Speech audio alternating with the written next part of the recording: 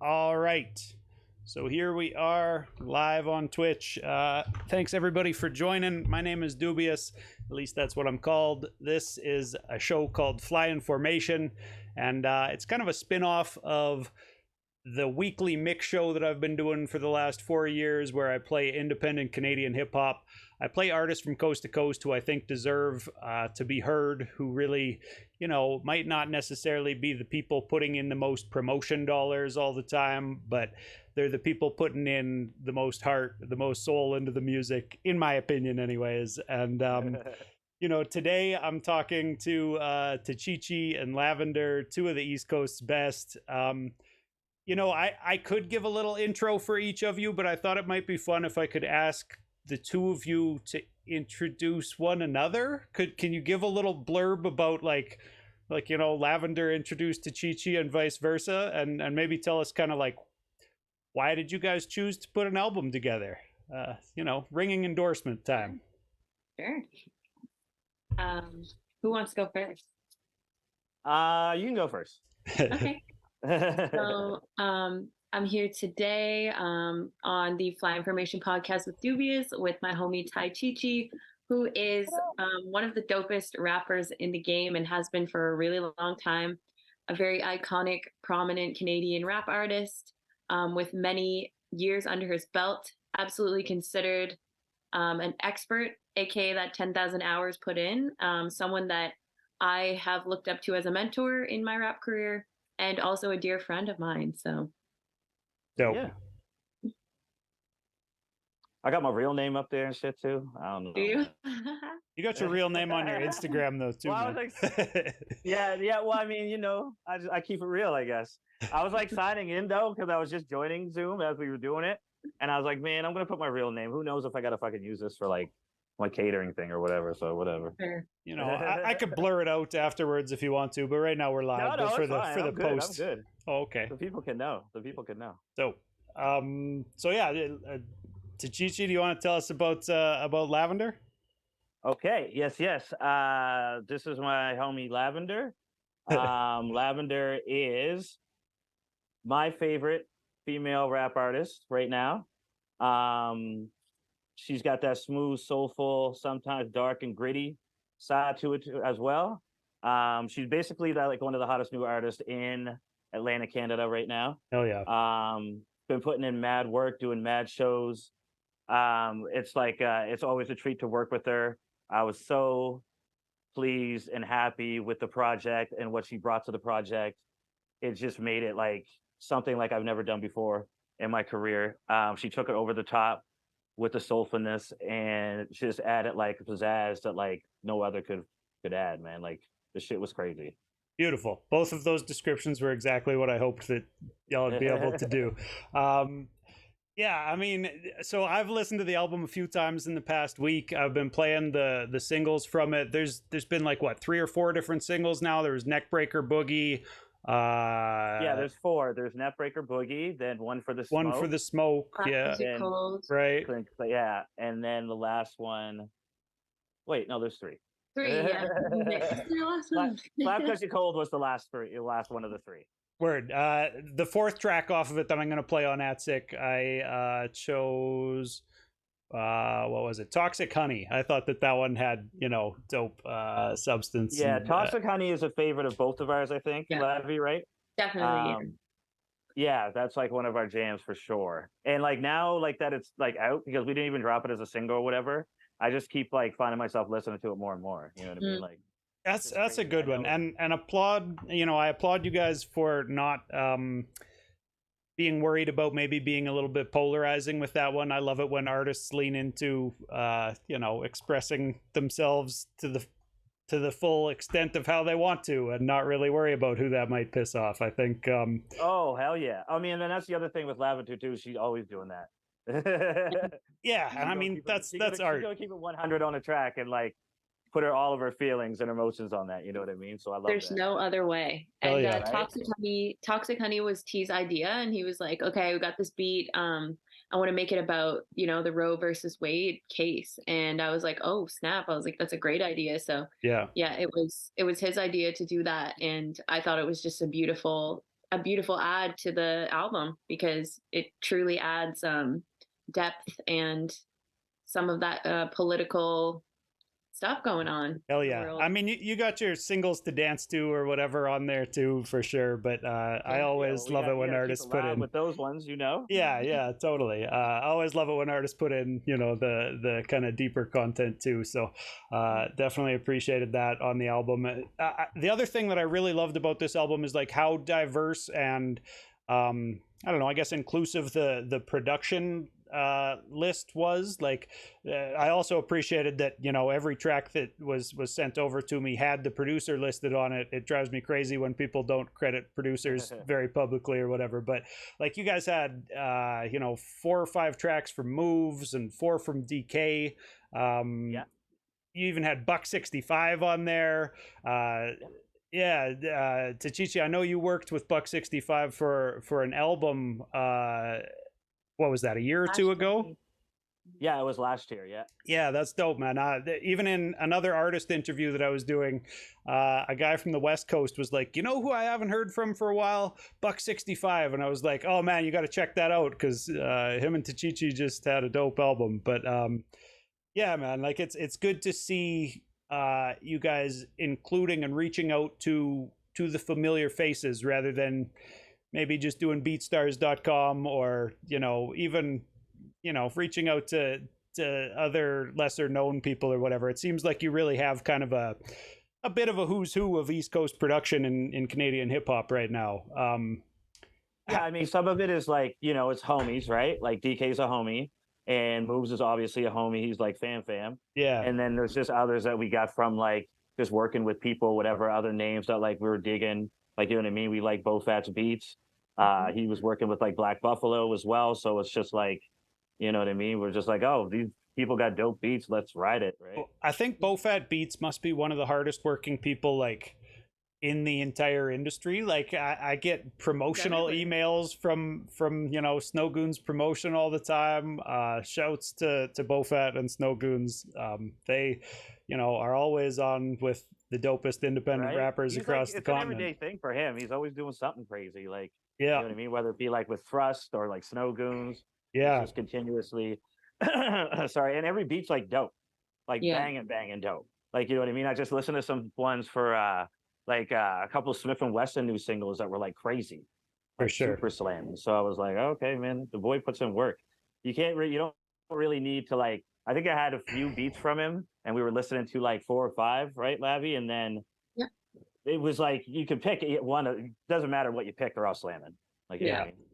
But like, that's just such a perfect example of how like the internet is linking up the entire culture. Cause he's based in Germany, according to the profiles I've read from him. I think he's in Berlin or whatever. So I mean, it's dope to be seeing, not only the East Coast people, but also kind of, other underground legends on your production list. Seeing that list though, it did make me wonder, like, it almost looks like it's 2 or 3 different projects that like were coming together. Was some of these songs from the vaults that you guys had sitting around that you were like, yo, throw this, like, fill in a verse, I'll throw this over to you? I think like 2, right? I think only 2.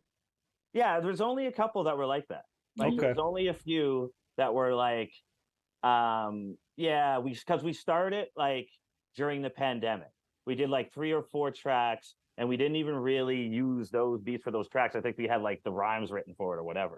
Right. And then as we were going along, I mean, I get how it can sound like that, but the other thing too is like Lxvndr has a sort of soulful R&B flavor too that we wanted to sort of add in the mix. Totally. Like, you know what I mean? And figured that would be a dope sort of like, I hear a lot of people saying like a Fugees type of thing, right? You know what I mean? But like, it's still in sort of that hip hop boom bap category, right? Well, let me throw a caveat to it. It's not like it sounds scattered or whatever. Like the album does flow well together, right? It's just looking at the production list, I was like, was there a Moves album coming together, or was there an album with DK, and were some of these from DK and Ghetto Sox's project maybe that slid over this way or whatever? Because you had Ghetto Sox featured DK a couple times too, right? Yeah, well, we get Ghetto Sox, that's just like the homie, right? Right. You know what I mean? He's in the clique. So but DK always sort of like every 6 months or so, I'll be like, DK, what you got? You know what I mean? He'll throw me 3 or 4, and then we'll use it for whatever, right? And then with moves, like for me and Lavender, we always have a moves beat on deck. Mhm. So I mean, like a number of moves beats on deck. Yeah. So it's just like He stays busy. It's never not happening kind of thing with moves. Yeah. Yeah, exactly. Yeah, he told me he makes a beat a day, that he makes himself sit down and make a beat a day. So props to moves. He was a dope guy to talk to. And yeah, I even did an album on his beats too. So like there's no shortage of beats coming from DJ Moves out there in the world. That's for sure. That's the godfather of the clique. You know what I mean? Hell yeah.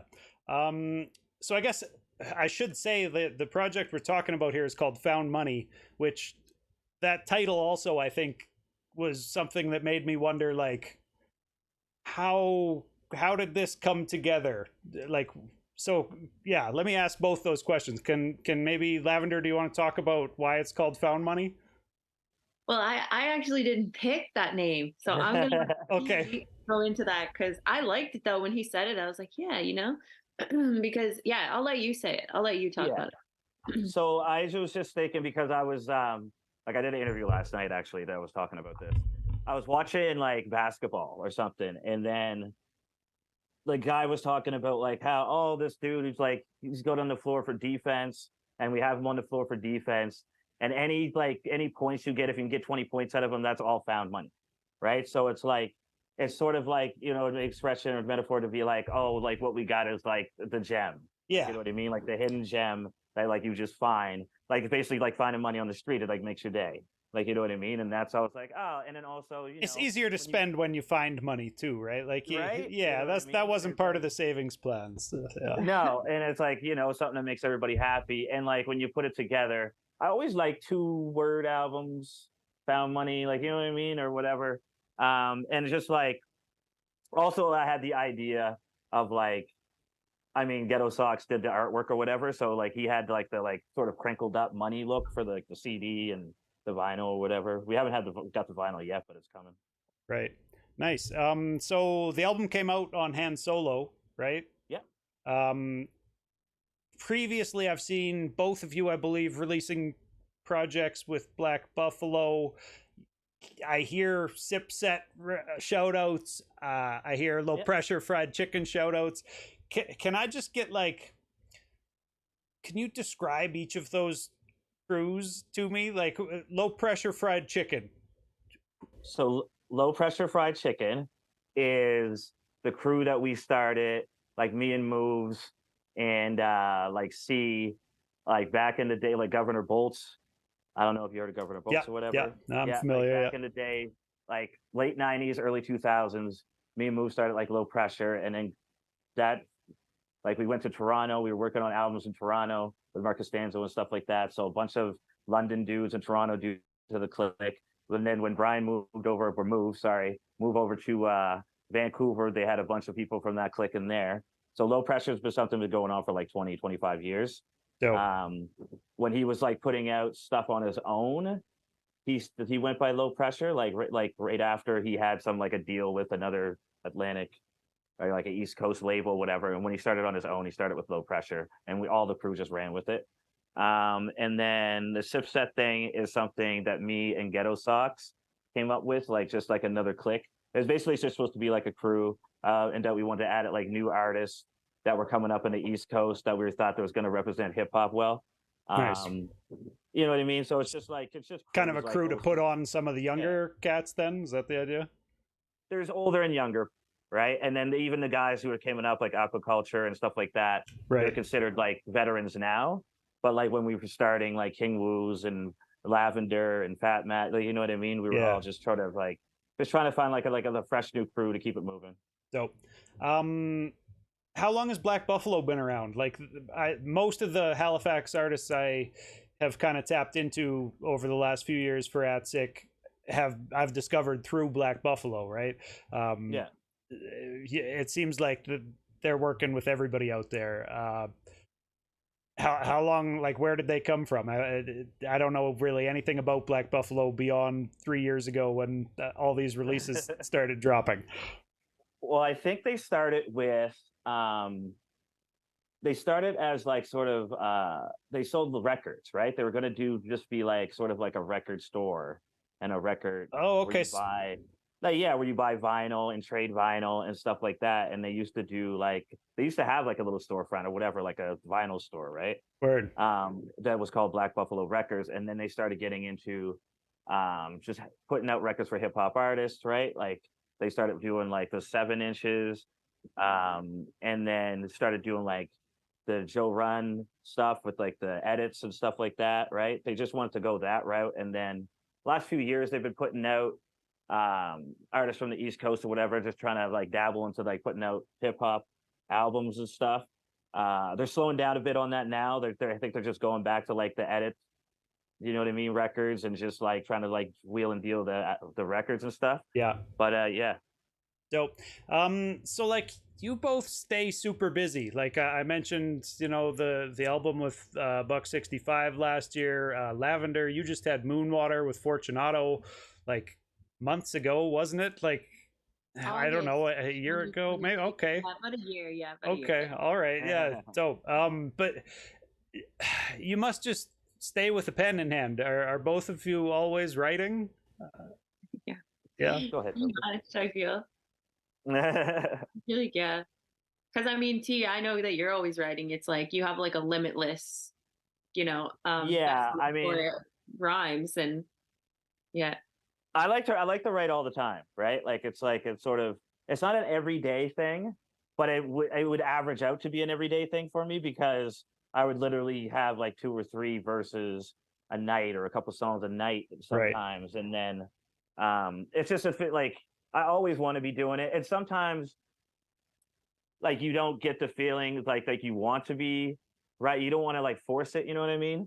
But at the same time, it's like there's some nights where I'm just like it's like okay, the pen's going well, you know what I mean? It's good. Keep going. So, yeah. Yeah, and I look for and then I do it like project and like sort of like by project, right? So I'm like the more that I can think of conceptually, like you know what I mean, like whether it be like the artwork or like whatever, like every little thing, like I'll put in my notes or whatever.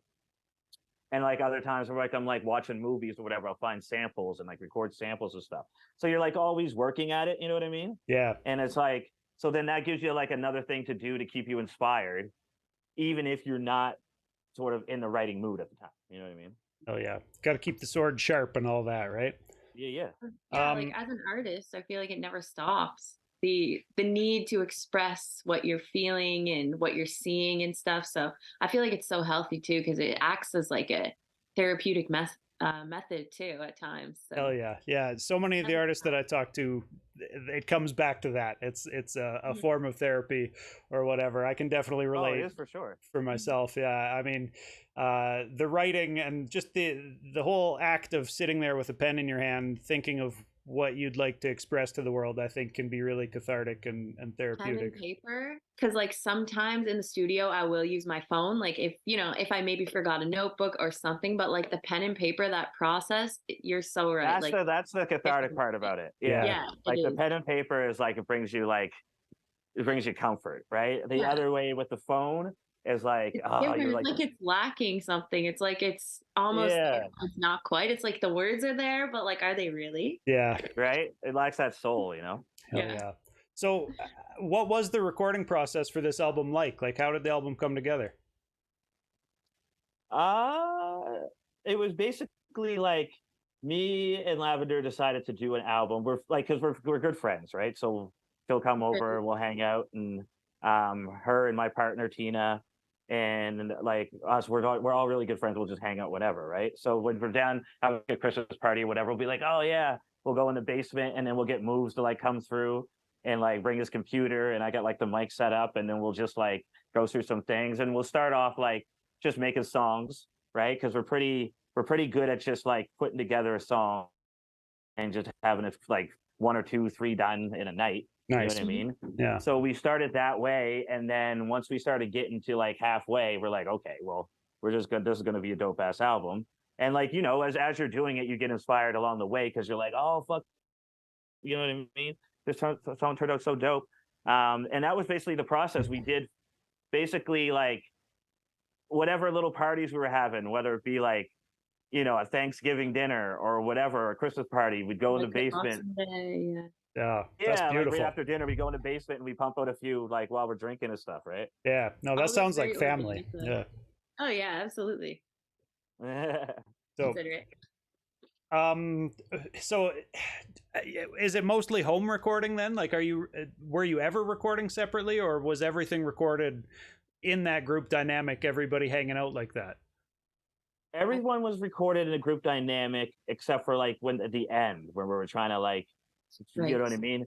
Once we started getting to like the deadline that we needed to for like the hand solo to be released at a certain point, I think there was a time where like I had to go early, record my last parts, and then Lavender had to come after and record the last parts. But it was only at the very end of all these 17 songs in a sort of like group Yeah, and dynamic. it only happened like twice or something.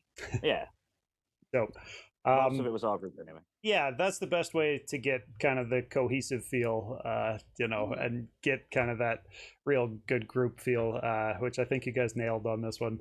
Right? I feel the same. I Yeah, feel like anytime that we hop on something, I feel like we have a good synastry with music and it comes out very nice to the ear. hell yeah, because this Yeah, wasn't the no. first time at all you guys had worked together, right? Yeah, No. there's been plenty of tracks before this. I mean, I'm aware of them, but maybe some of the listeners might not be or whatever. So, yeah, definitely people should go back and check out collabos that you've done, prior.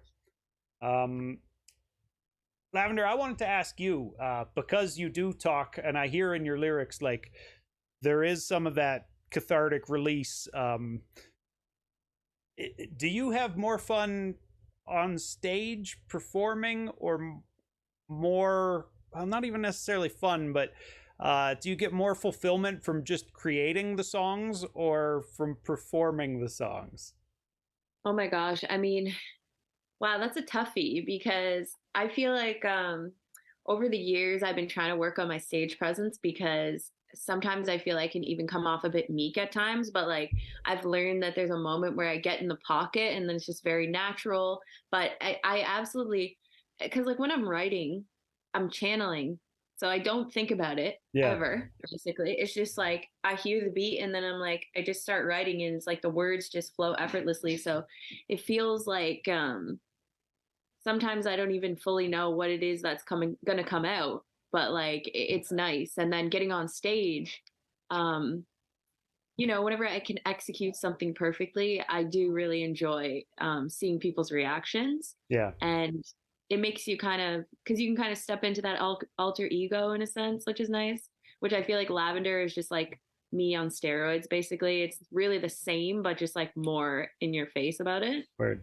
But I would have to give it maybe a 40-60 with, or sorry, 60-40, writing 60 and 40 performing it.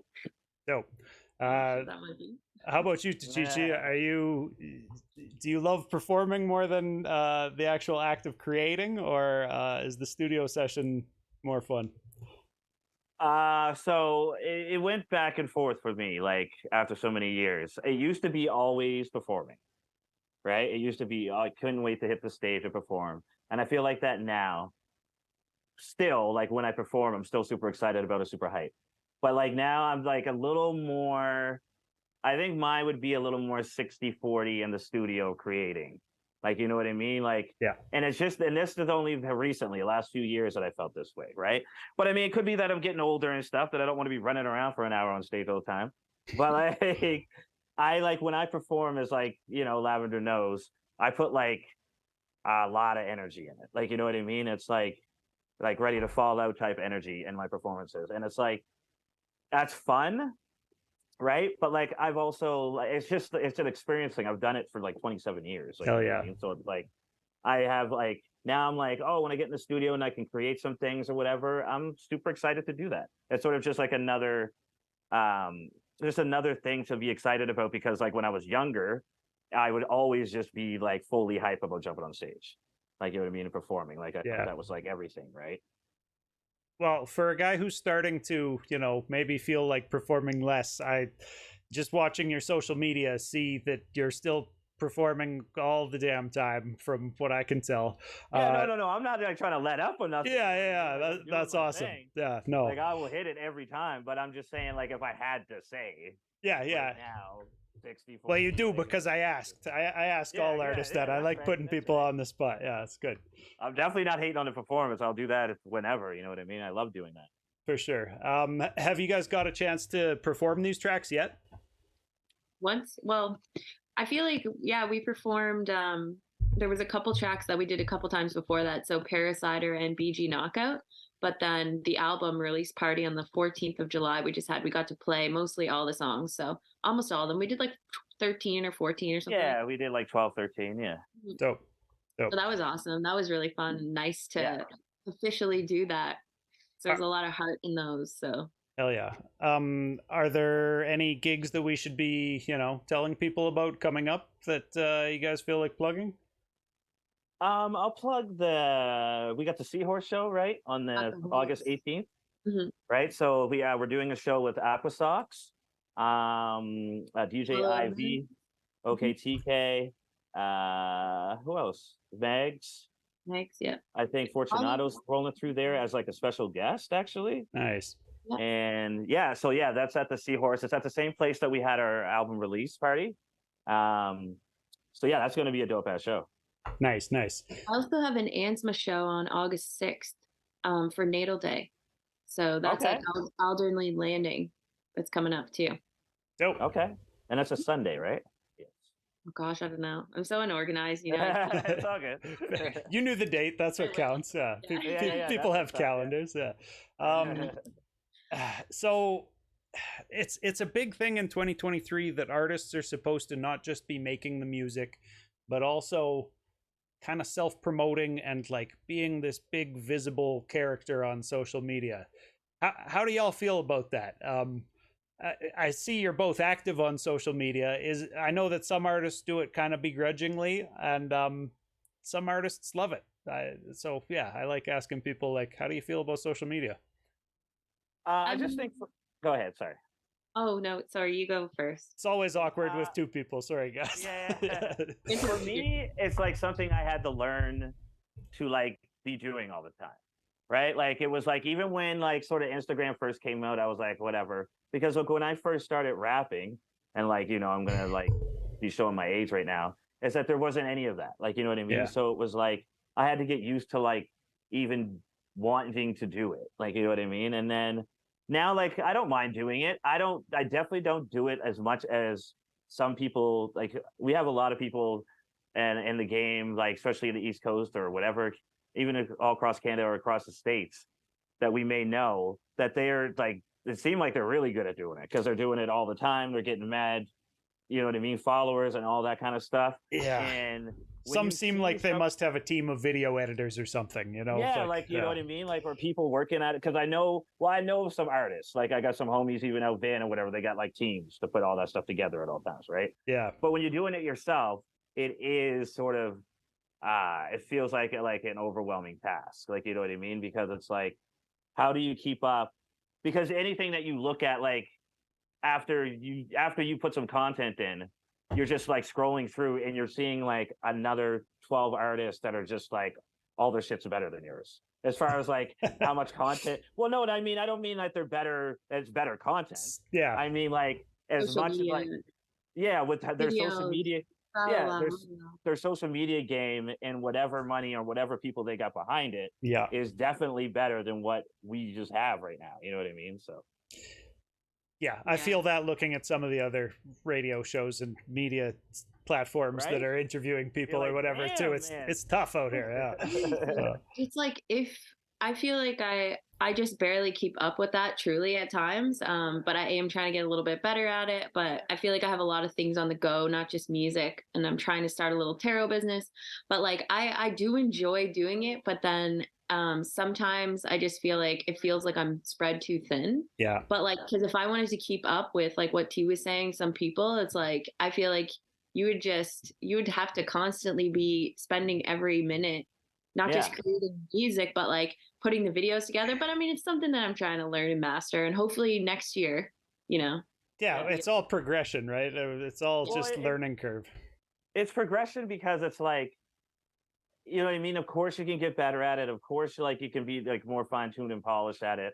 But like at the same point, if you're doing it independently like we are, and we're actually putting out this music and we're performing this music and we're just want like that's what we're focused on. Yeah. I'm not sure how as an artist like we can be putting in all that. Like because it's like I'm not on like Instagram or whatever to be like a content person, Totally. like you know what I mean, or an influencer or whatever. Well, Right? That's not what I do. I think right? part So of it's the process and part of the progression that I do see in artists is learning how to do it in a way that feels and seems more authentic, right? Like in a way that it doesn't just seem like you're doing like a here's my motivational quote for the day or whatever, right? Like Yeah.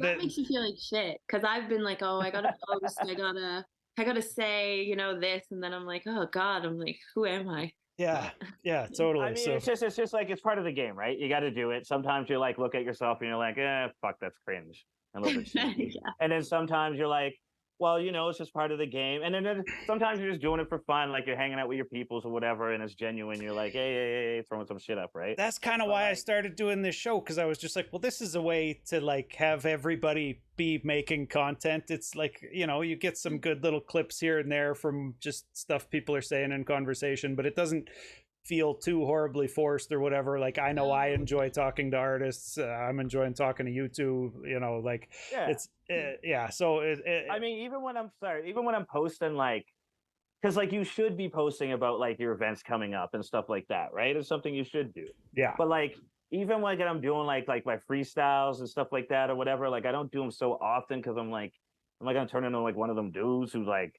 freestyling on Instagram all the time. Like I like to drop it like every once in a while because I'm a spitter. Yeah. Like I love to rap, right? You know what I mean? So like I will do like the last one that I did it basically as sort of like practice as like live show type thing. Like that's what I had in my head as doing. Yeah. It's like, can I press play and just fucking go, and like the focus of knowing that like you're on camera and you can't fuck up, Yeah. or you'll have to redo the whole thing, was something that like when I was thinking about it, I did it just for that reason. Like this is just going to be a little bit of practice, whatever. And like, you know, what people will see, like the boy got skills is cool. You know what I mean? And then it promotes the show that we had for the release party. But like, even doing that, I was like, ugh, this is like work. Yeah. Freestyling on camera is different than freestyling in a club too, or whatever. I feel like, you know, like in a club you can get away with like a kind of whack filler bar halfway through your freestyle, and yeah, nobody's gonna hate on it. People are just still impressed as long as you hit a punchline here or there or whatever. But well, my thing though is like once it goes down and I start, then I'll be good. Like, you know what I mean? I don't worry about the camera or nothing like that. I just go. You know what I mean? You're good. So- You're tapped in. You're tapped in. For that. You got that covered. Right. So you're a freestyle beast like that? Like you go off the top and yeah, okay, dope. I mean, I'm all right. Like Humble. like I said, I still practice. I still do it. Like, you know what I mean? So I'm not gonna like talk too much shit, but like I'm decent. I'm good. Yeah. How about you, Lavi? Do you freestyle? I know different MCs feel differently about freestyling compared to writing. I do, but I have to be really high. I have to be on so much weed, and if I'm smoked up, because like I said, when I'm rapping, I'm channeling. So it's like when I'm baked, it's like I hit this little pocket where there's all this information available to me, and it's like it doesn't stop. Yeah. But then when I'm sober, I'm like just choke up. So I have. Well, yeah, I will say like a little bit of weed, a couple drinks, like I could go crazy. But like hammered though, like real fucked up, like no. Oh God, yeah, like, that's brutal. Yeah. I can do it, but I won't do it to myself because I know there's a lot of things that go wrong. There's a line to walk, right? One person that is hammered and thinks they can freestyle and is in everybody's ear, like, right? Like, I've had someone rap battle me before like that. Yeah. Well, there's people that are like, you know, they're not really good at rapping yet, but they want to be in the game. So like they like literally like pounding fucking booze to like, you know what I mean? Liquid courage. Get themselves up for it. Yeah, to get the yeah. liquid courage and get themselves up for it to bust these bars. But I'm like, dude, if you're not that comfortable busting these bars anyway, while not you gonna doing help. it hammered. Like, you know what I mean? Like, My thing is like freestyling's fun, you know, like sometimes I'll just like freestyle even as I'm gaming on stream or whatever, but like I don't like my freestyling to be anything that's really like presented as my actual artistic output or whatever, right? Like I don't want anybody Yeah. to judge me on my freestyles. We're just fucking around if I'm freestyling. Like Me yeah, neither. I feel that. yeah. Because yeah, Yeah. there's a difference. There is a difference between, freestylers, rap artists, battle rappers. Like there definitely is a big difference there as far as artistry goes. Totally. Yeah, I mean, and sometimes the freestyle cats can't really translate as well to songwriting either or whatever too. You see that sometimes with I mean, some you see that a people in the lot of the cipher time, or but whatever. yeah. Yeah, yeah. I guess speaking of kind of like, people coming up in the game, do you have any tips for people trying to make their way in the Canadian hip hop scene? Chelsea, I'll let you have that. Okay. I mean, I feel like maybe this sounds so cliche, but honestly, I just find if you can really craft your sound to be as authentic to you as possible and not try to sound like other people, Yeah. I feel like that's kind of the best way to go about it. Of course, you want to surround yourself with like-minded individuals and people that you can create with and help, grow with and stuff like that. Yeah. But I just feel like that's when people notice you the most, when you are your most authentic self, because that's what really stands out. Because people get bored of people that just kind of sound like anybody else. They're not really going to be making as many waves because there's a lot of them. Yeah. But when you can just hone in on what it is that's special to you in that sense, I feel like that's where the money's at. The found money. It's The found money. Yeah, definitely. It's a cliche question, so I kind of expect cliche answers, but also I feel like it's an important question because like really a show like this is going to get most watches from people who are really into hip hop, and a lot of those people are people who are trying to be artists themselves in one way or another, right? So like Tachichi, while I have you here and with all your experience, like do you have any tips or things to add that you've learned over the years from just operating in independent hip hop? I mean, I don't know. My thing is just like Lavender said it best just now. It's like you have to be yourself. I mean, I've thrived on that, like being unique. And even with like when I first started, like I started in a game like in late 90s, early 2000s, where like it was a heavy independent scene going on, right? It was like Company Flow and like Raucus was just coming up, and they had tons of dudes from like East Coast and West Coast doing a bunch of crazy, and like literally the independent game and like the uniqueness from it was getting like national, like worldwide recognition, like only even on BET and places like Much Music and stuff like that, right? So to be different and stuff like that, I always found that like that was the most important thing, right? Like it was like when I first started rapping, I would listen to like Black Thought or Redman or Method Man, right? And then when I first started rapping, I was like, okay, this is a formula. The way these dudes are doing, I like how they spitting, right? So there's a formula to like, coming into the game, I'm like, okay, I'm gonna start seeing if I can rap like that, like you know what I mean? Like when I was a kid, right? And then after I was like, no, I'm gonna take it to a next level with this like double time, crazy freaky flow, right? And when I start listening to like even groups like Freestyle Fellowship, I was like, okay, well that is like the epitome of like a crazy style, and like just continue progressively taking this flow to the next level and these bars to the next level. And then and like as you like I know Lavender knows this, like as you're going along you find yourself, right? You find this like this pocket of like who you are, how you want to rap, like and how you want to record. And when you find that and then it's unique, you run with that. Because like as you're like trying to like figure things out and you're like, I'm coming in trying to like with this Redman flow, whatever, right? Like you're not confident and you're not happy with that because it's not you yet, right? Like, you know what I mean? Like everybody tries to like come in off of something that they're like inspired by or whatever. But it's not until you find yourself where you're like, and like I know Lavender knows this as well. It's like the reaction from people you could find like they're like, oh, okay, like you're so like when they're looking at you like sort of mystified and shit, like you know what I mean? Of like, oh, this is that new, yeah, you know what I mean? This is crazy. Then Yeah. you know you're good, right? Yeah. Not like just looking at you like, oh, it's just like whatever. Yeah, that's just pretty dope, man. Da da da da. And keep it moving. But when they're actually like, you know, like times like now where they're interviewing you, Hell and yeah. you're asking us questions like that, right? That's when you know that you have sort of like your own style that Yeah. like that can adapt and can flow. Well, I'm glad that this feels like that, because that's, you know, part of this show is to give flowers to the people I think deserve them, and that's both of you for sure. So, Thank you, I appreciate that. yeah, hell yeah.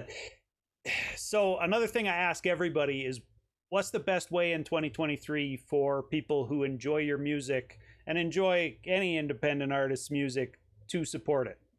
Because streaming culture has everything fucked up, as far as I can tell, right? People are just like so used to getting music for free at this point that a lot of people don't know, like I've had people ask me like, you buy music? I don't even know where I would buy music. Like, Yeah. you know, Which is problematic for a lot of us. But yeah, did you? Well, my thing is like, I don't even like. I was just about to say like I can't even fuck with them kind of people. Like, you know what I mean? It's like you're like you consider yourself a person who loves music and listens to music, but you don't like yeah, like you know what I mean. You can't find like where to buy it, or you got like. And that was the other thing too with like new hip hop. Like I don't want to get into trash and new hip hop because I'm not going to do that right now. But like it's you know the yeah. oh, there's like, plenty like, of good new hip hop. Leave it there. Yeah. But like, you know, when I was first coming on the scene, it was like to go around just record stores with moves and find like these jazz records and stuff like that, or these classical jazz records and whatever, and listen to those. I mean, because I mean, like anybody that has any sense in their head knows that like that jazz from like, you know, 1960 to like 1975, 1970, that shit was amazing music. That's like the best music you can get. Yeah. Right. It's like people playing their instruments at its finest and at their height. You know what I mean? And like drummers that were like off the hook amazing, and then they would go and do another record on Motown, and like you know what I mean? Like we all shouts to Clyde Stubblefield. Yeah, we all know that that's the dopest shit. Like, you know what I mean? And then there's people that are still doing it today. They're doing those crazy classical jazz. Like, you know what I mean? So to be able to do that, like that's hand down, like, you know how dope that is. So I appreciate that. And then it's just basically like nobody really goes into like more depth and research of like the music that they're listening to like be able to find new things that they love about the music that they listen to. I don't know. I find it really weird. I like you obviously like you can get everything for free now, but I thought it was really fun to like try to find something that was obscure. And even like back in the day when you couldn't even get like a boot camp click record. Yeah. Like in Canada without having to like pay like $30 because you know what I mean? There was dude, I remember like when Rubber Band Man came out in whatever 2003, I had to make HMV in Edmonton order a TI CD for me. You know, like right, like and nobody knew who that guy was. Like, yeah, it's real shit. And it's just like, well, I mean, if you guys are just waiting for a radio station or whatever, or something on TV or whatever you scroll through to tell you what to listen to, then I can't help you and I ain't fucking with you. Totally. Totally. So the follow-up question is, do you each buy music? Yeah. I do. Yeah, okay. I mean, like, I was simple. Say, like, I don't buy that much, though. Like, I might be sound like a hypocrite in this motherfucker. I told you, I put everybody on the spot, man. Yeah. No, I do buy music, but like not often because I'm not a crazy listener of a lot of things at once at all. Like, you know what I mean? I'll be like focused in on like our projects. Yeah. And then there'll be a couple things that I'm like listening to on the side. Like right now, I'm heavy into like Ransom. I love Ransom right now. And Lloyd Banks' new shit that he's coming back with. I'm heavy into that. Yeah. And then like some Griselda, like me and Lavender fuck with Griselda crazy. Hell yeah. But then so there's a few things, right? So I'll listen to those things while I'm doing my projects or whatever. And then, but I won't really be a person that's like always just listening to a bunch of stuff at any given time, right? Yeah, I hear you. How about I you, definitely Flavia? You buy music? Yeah, I do. I don't buy that much though, but like I do periodically here and there. And one thing as well, fucking merch. Buy your people that you like merch, Yeah, Yeah. right? That shit. I feel like that's important. Even spread the word, go to shows, that's the one. like, Yeah, you know, because like whenever even like comparing this to paintings and things, right? Like people making art like that. It's like when you see an artist that inspires you, it's like you want to buy off them because it's their livelihood. And it's yeah, like you Yeah. want to, you know, anybody doing anything. It's like, Yeah. And it's frustrating because, and I'm sure this is why you even said this, Lavender, was like that people don't do that. yeah. Like, not even like, there's people that do it or whatever, but most of the yeah, people, they go to the show, they're happy to go to the show, and they don't even think to do it. Like back in the day, people used to do it a lot. You know what I mean?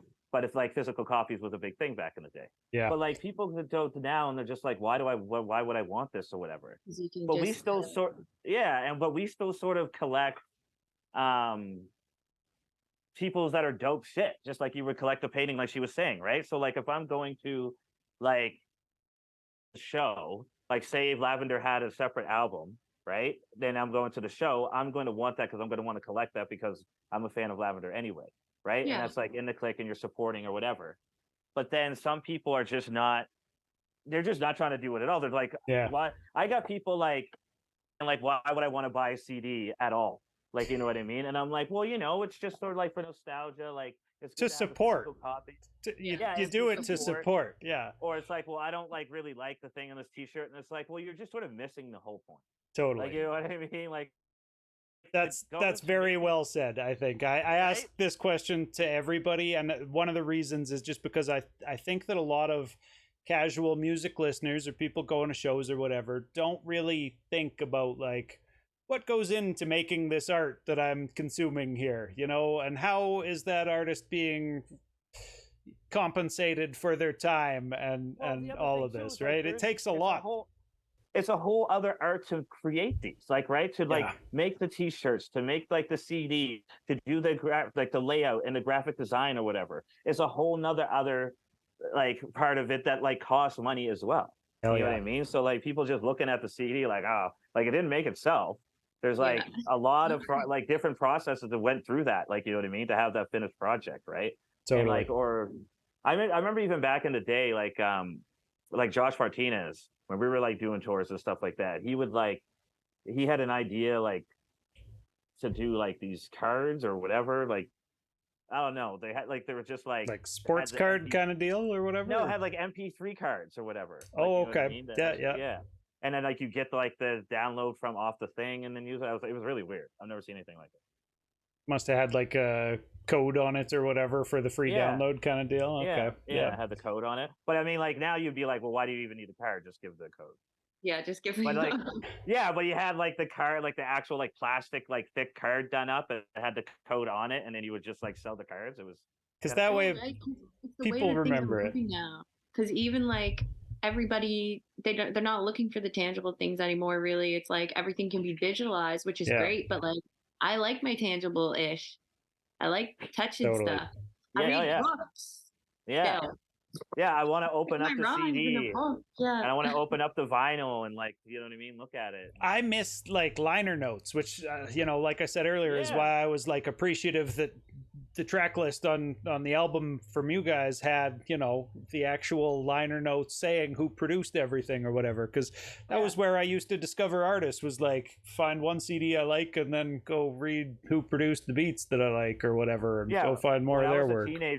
When I was a teenager, I would buy every tape, every CD as soon as it came out, right? Yeah. And I would get the tapes and I would like take the liner notes and like unfold the whole thing, and I would put those on my wall until every single corner and inch of my walls, all four walls, were covered and all tape covers. Sounds pretty similar. I had like Source and double XL all over my walls, but yeah. pretty much, yeah. Yeah, it sends you down a rabbit hole of more interest in whatever, and just kind of piggybacks off that and moves into other stuff. And totally. And I used to love that physically, and honestly, with the last couple of years of doing After the Smoke is Clear, I've found that if you engage, it's actually easier to find you know, like you can just click every name on Spotify and like it takes you right to that person's profile. You know, like you see somebody featured on a track, it's so easy to follow that rabbit hole and go find them and all the people they work with over there or whatever. Like, yeah, just linking up has been made easier by the internet, but I think from outsider perspective, people just don't engage like that. People are slow to click that like button, you know, unless they're like real homies or whatever. So I'm always just telling people, like, hit the like button. It doesn't cost you anything and it gets it in front of more people. Like if you like an artist, just nothing to do. And it's weird like how so many artists don't do that. Like, you know what I mean? It's like, why are you choosing not to like or share something? Like, it's just like, are you too cool for it? Like, that's kind of what these platforms are, is like to hit like and support each other. So like, what are we doing if you're just creeping through? You know, totally. Well, my thing though is like, if you creep it through and just never doing it, then like, what are you, just hating? Yeah, like on your phone, like you're just over there like, nah, fam, nah. Yeah, like listening to like the whole song and shit. Like, I don't know what's going on. It's you know, there's plenty of those out there. Yeah, I know. Totally. That's why I had to throw it in there real quick. Weirdos. Those are the weirdos. Yeah. So I don't want to take up too much of your time. I appreciate you both doing this. I know it's a lot later there. It's probably dark out here. I still got light, but I got two more questions I ask everybody. So I'm just going to ask them both at the same time and let y'all ruminate on it. But I want both of you to just give me a description of the local Halifax scene. The hip hop scene in Halifax, because that's one reason that this show, I think, you know, it has some importance, is that it's just trying to shine spotlights so that somebody who's watching in Winnipeg might learn something about Halifax that they didn't know. And the kind of follow up to that is, can you put me on to an artist or two who you think I might not know or who other people might not know? I mean, I pay a lot of attention, so good luck trying to tell me somebody I'm not aware of. But as far as like other people, who's somebody who is out there doing work that, you know, you appreciate and would like to give a pat on the back to?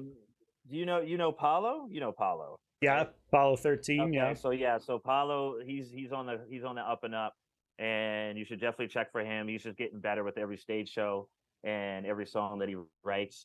Another person I would say is my boy King Woo's. He's really, really dope. He's just sort of like a more little smooth, laid back flavor or whatever, but like the man, he can spit and he's super talented, and he's sort of still like known or whatever, but like whenever you can check for his shit, I would check for his shit. Hell yeah. Very dope. I definitely agree with those two. Very mad talented in our crew as well, which is dope.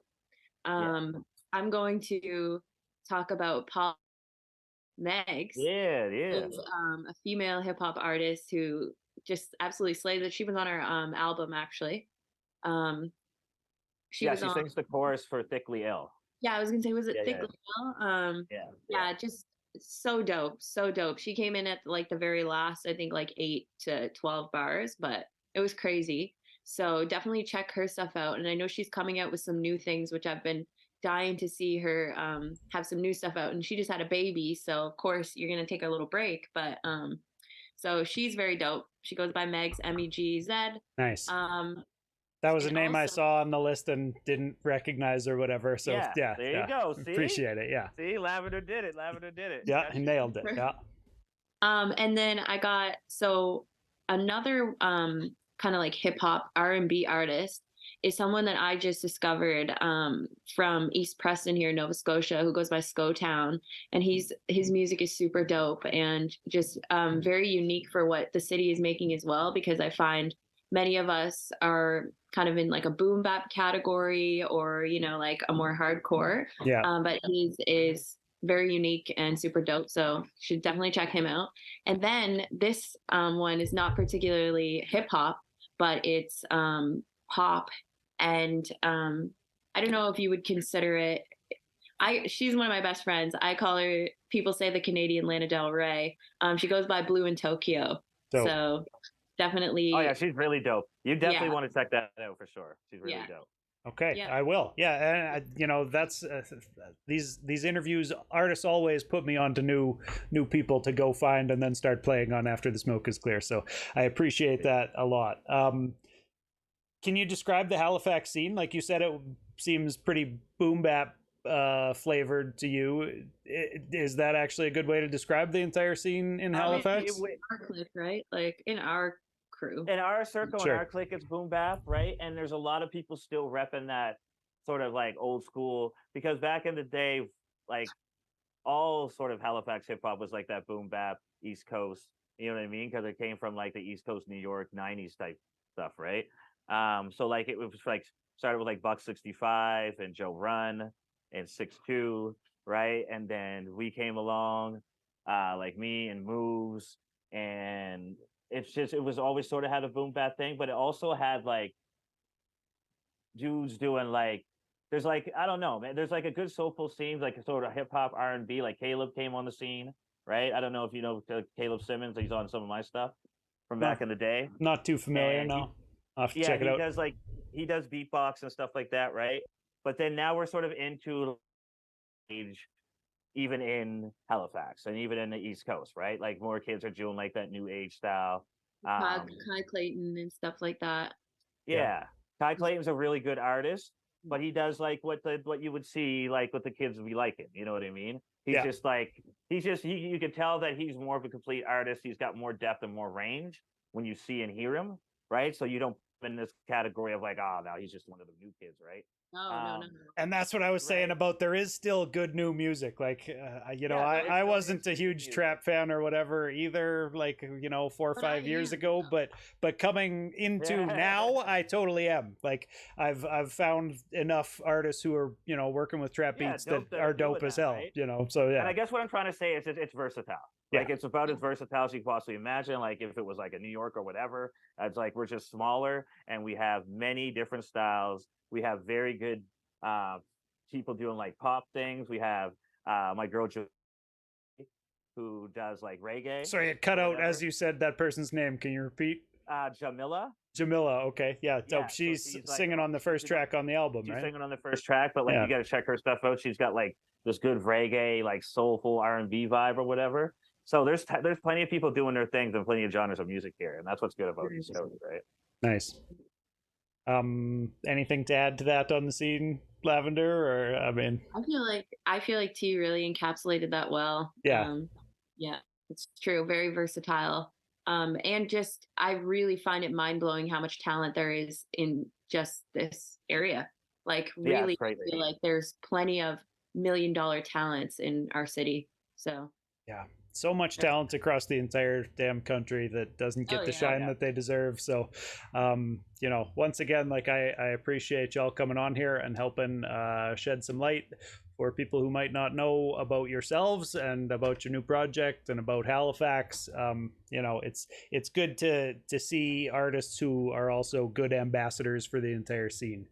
So yeah, thanks again for doing this. Oh yeah. Thank you. I want to ask you guys a question because now I'm curious, and someone asked me like a while ago.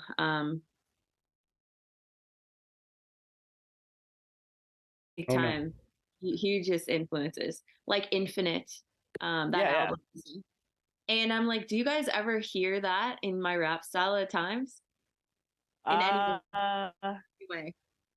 Because he was I wouldn't have said yes had you not mentioned it. You know what I'm saying? So like that's the thing. Sorry, pause. Mentioned it, I can hear a little bit. My connection dropped out. So what influence am I asked if I hear in you? Early Eminem.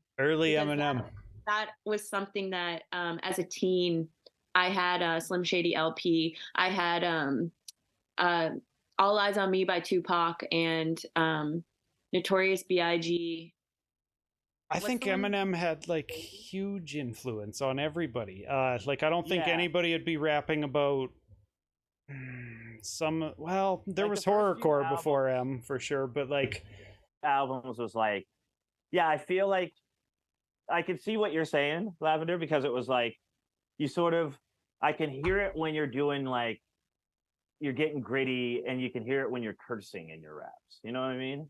Like you almost can hear like, this is Dick, you meant to do it like that, like how he would do it. Like, Right. but I can only think of that now since you said it. I didn't really think of it before you said it. Before. Yeah, And when that's why when I you was say it, just I can hear curious. it in some of the darker content that you do. Yeah. You know, Yeah, I don't know if there would be rap. I mean, like people would have got to it probably, but he was one of the first doing some of that, like, I don't know, real But dark Great content. Dicks.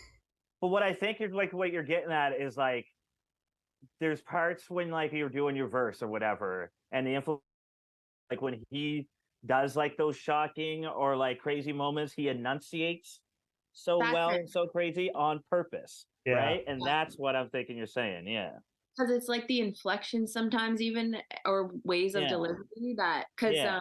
when we were talking about earlier about finding your style and how you'll kind of in the beginning essentially emulate artists that you vibe with that inspire you, like that was definitely one, and even at times Kendrick Lamar, Sure. but yeah, Yeah. no, I was just curious because I'm like, I'm gonna ask you guys, see what you say. No, totally. I liked it. Yeah, I love you know, just having conversational discussions with people on these things. So yeah, I'm glad that that you feel comfortable enough to ask us that. I like your real look. It looks dope. Hey, thanks. Yeah, you know, I was trying to figure out what's going on over here. Is there smoke coming out of the Vader mask? yeah, we got the Darth Vapor back there. It's like a, you know, humidifier or whatever.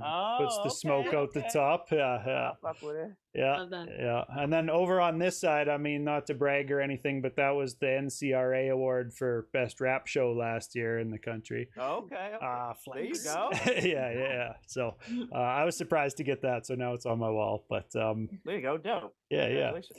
Yeah, thanks. As well, congratulations on your guys' new album. I think it's you know, a super good look, not just for y'all, but you know, like I said, for the entire scene. So it's cool to see, and you know, I thought it was nice to see you on Han Solo as well, because Thomas seems like a real good dude, and he's always putting on for independent artists. So Yeah, no, he is a good dude. Definitely. I've worked with him in the past, of course, or whatever, but I like sort of like I don't know. I like the working relationship that we have. He's always like he's always down to do it. You know what I mean? Some people will like, yeah, you know, like we should wait at this time and did this and get a little too much specific of how we need to drop it because of like social media and stuff like that. yeah, But he's just down to support like the art too, right? You know what I mean? Even from like day one, and just sort of like backs that up. You know what I mean? Like it's not just about sort of like scheming into a certain I don't even know. Like, you know what I mean? It's just a way of Totally. promoting the record, right? You know what I'm saying? Seems very authentic, and like he's actually backing music that he actually enjoys and endorses. Actually you know, enjoys. Yeah. Because I know it's like that's part of the business, right? But it's like, you know, at some point, like you just want to drop the record, and then we sort of figure out what we're gonna do from there. You know what I mean? hell yeah. He's good at what he does. Yeah. I'm looking forward. Actually, I have an interview with him coming up later this month. So, yeah, it'll be interesting. I've never actually talked to the guy, but I mean, we've emailed back and forth a ton or whatever. But yeah, it'll be nice to actually speak with him. Yeah, and you know, I don't feel like you know, you guys, Tachichi, you mentioned you did an interview last night or whatever. Like, I know that all the artists I talked to are running around doing interviews, but I was like, I feel like probably nobody's really interviewing Thomas from Han Solo, but they should be, because I want to hear his insights. Yeah, no, for sure. Yeah. I mean, he would have a lot to say, like a lot of interesting to say. Like, you know, we're talking like 25 years deep, like 30 years deep doing this, right? So yeah, hell yeah. So yeah, you know, that's the same with you though. 25, 30 years deep or whatever. I appreciate you coming on, and yeah. No I'll say goodbye, and thanks for doing this, everybody. Yeah. All right, peace. Okay. All right. Pleasure.